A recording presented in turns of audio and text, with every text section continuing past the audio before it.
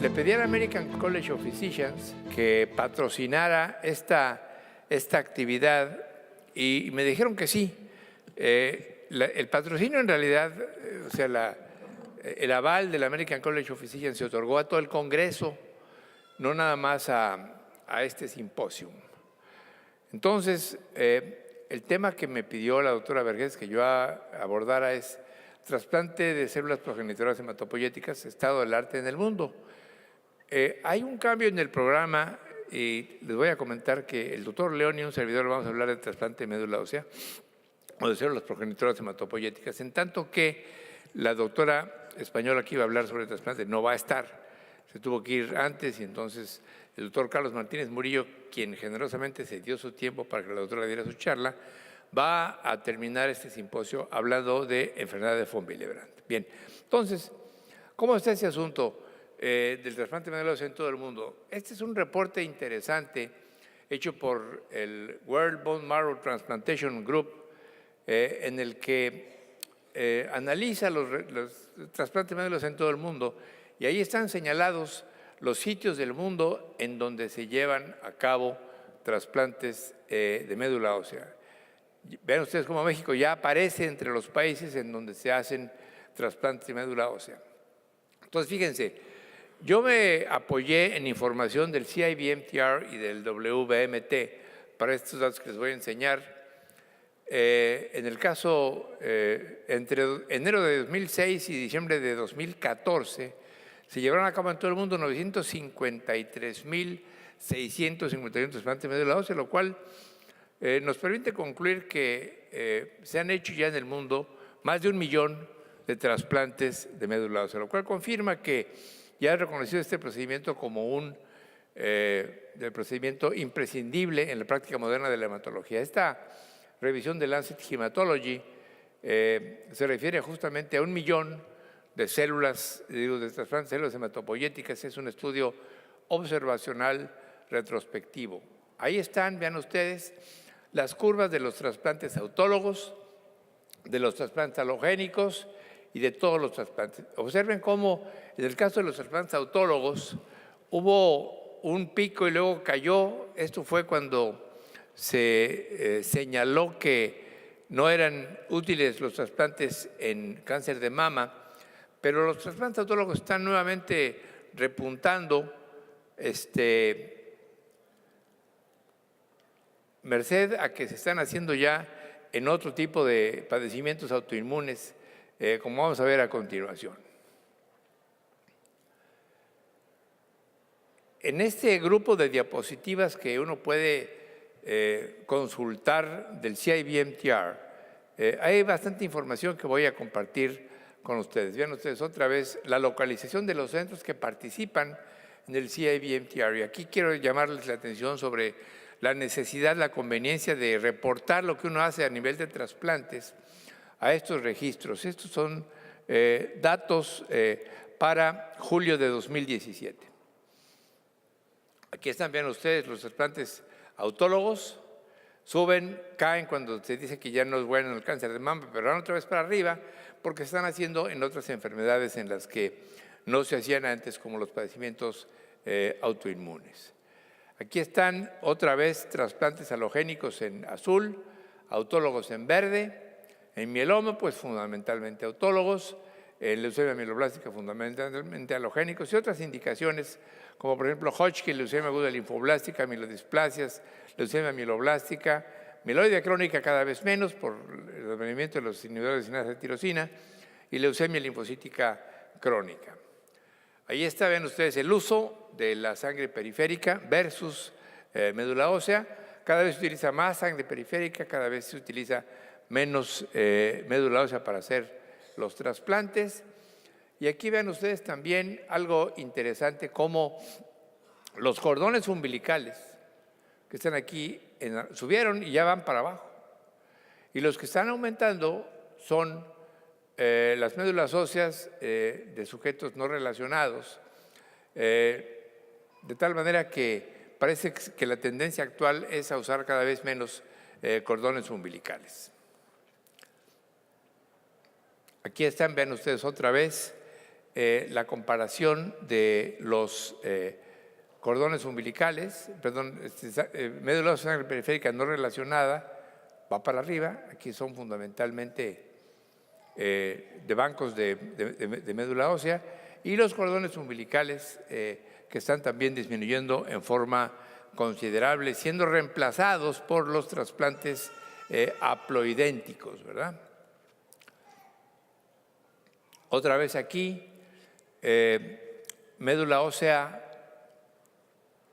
o sangre periférica de no relacionados, idénticos.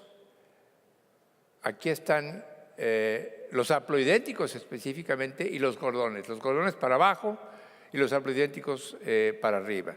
Yo creo que la tendencia actual es que ya nadie haga cordones umbilicales porque, además de que causan más complicaciones, son más caros y tienen muchas desventajas, que están siendo reemplazados fundamentalmente por los haploidénticos familiares. Aquí está otra vez, vean ustedes, en los donadores relacionados, entre 2000 y 2016, cada vez más sangre periférica, cada vez menos médula ósea en todo el mundo. Incluso los haploidénticos se están haciendo con médula ósea, con esquemas de intensidad reducida, con lo cual se están teniendo muy buenos resultados. Ahora, esto es lo que pasa en todo el mundo. ¿Y qué pasa en países latinoamericanos? Estamos muy por abajo de lo que está haciendo la gente en Estados Unidos y en Canadá. Y esto es una llamada de atención para pues hacer cosas diferentes. Recién publicamos este trabajo sobre cómo en Latinoamérica está habiendo un incremento en el número de trasplantes de células hematopoyéticas. Y lo que es, yo diría que hasta vergonzoso, es que México es de los países más retrasados en cuanto al número de trasplantes. Es algo que debemos, quienes hacemos este tipo de procedimientos, tratar de incrementarlos porque, como les digo, México está muy por atrás. Vean ustedes aquí en esa tabla también, los datos de México están muy por debajo de países inclusive como Uruguay, un país que tiene pues menos superficie que el estado de Nuevo León, por ejemplo, ¿verdad? Los trasplantes de médula ósea en México se están haciendo menos de lo que deberían hacerse. Tiene que ver esto con cuestiones económicas. Esta es una distribución de la luz en el mundo. Vean ustedes cómo se parece un poco a la distribución de los centros de trasplante, y la cantidad de luz en la noche en el mundo pues es proporcional aparentemente a la cantidad de dinero que hay. Y también aquí la distribución de los centros de trasplantes tiene que ver con el dinero. Mientras los países tienen más luz, tienen más dinero, y ahí es donde más trasplantes se están haciendo. Entonces, un poco con el objeto de cambiar este panorama, por lo menos en México, en 1982, cuando estuve trabajando en la Clínica Mayo, tuve ocasión de conocer a Bob Kyle, que acaba de cumplir 90 años, como ustedes saben, el hombre de los mielomas, y conocí también a este hombre que se llama Clark Hoagland, que era entonces el jefe de trasplantes de médula ósea en la Clínica Mayo. Ahí me expuse a este tipo de procedimientos terapéuticos, y en 83, cuando regresé a Puebla, pues me di cuenta de que iba a ser muy difícil hacer los trasplantes de células hematopoyéticas tal como yo lo había visto en la Clínica Mayo, porque son procedimientos, o eran procedimientos caros, porque requerían unidades especiales en hospitales y porque requieren médicos bien entrenados. Entonces, un poco con la idea de que no era prudente reproducir en México lo que yo había aprendido a hacer en Estados Unidos, y partiendo de la premisa de que más o menos el 10% de los pacientes que requieren un trasplante finalmente se trasplantan en México, uno tiene que asumir que quienes no se trasplantan pues se mueren, ¿verdad? Porque son enfermedades muy graves que requieren de este tipo de procedimientos. Entonces, en alguna ocasión en Cuba, con David Gómez, nos pusimos de acuerdo y platicamos extensamente sobre la necesidad de hacer el procedimiento del trasplante de manera distinta, no como lo hacen en Estados Unidos. La idea era hacer esto de manera totalmente diferente, adaptada a la realidad nacional.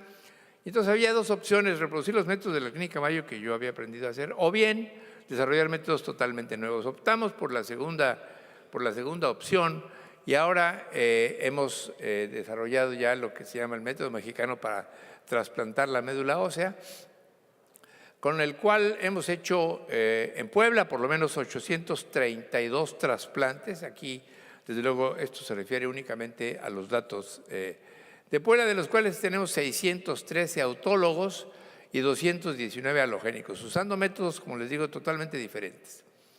El doctor Alejandro Limón convocó a un grupo de personas que hacemos trasplantes en octubre del año pasado, en el que recopiló la información hasta entonces disponible de lo que se estaba haciendo en México. Ven ustedes cómo la institución que más trasplanta en México es el Centro Médico La Raza, después el Universidad de Nuevo León, luego nosotros, y luego otras, el IMSS de San José, donde está el doctor Limón, la Clínica 25 del IMSS, el Centro Médico Nacional, en fin, hemos ido creciendo en cuanto al número de trasplantes, pero aún así estamos muy por abajo de las cifras ideales. En la Clínica Ruiz de Puebla tenemos 830 trasplantes. Vean ustedes, inicialmente hicimos únicamente autólogos, luego comenzamos a hacer halogénicos. Últimamente hemos crecido mucho los autólogos y hemos ido adquiriendo experiencia. En el caso de los trasplantes autólogos, comenzamos a hacerlos en 93 allá en la Clínica Ruiz y los hacemos de manera ambulatoria. No utilizamos células congeladas, lo cual es algo que yo les insistiría. No tiene caso ya en el momento actual para hacer trasplantes autólogos tener máquinas para criopreservar. Hay que gastarse dinero mejor en otro tipo de estructuras. Les damos periodos cortos de quimioterapia de acondicionamiento, específicamente melfalán. Les ponemos por lo menos 1 millón de células CD34 por kilo a los pacientes. Les damos de manera ambulatoria y por vía oral antibióticos y antimicóticos.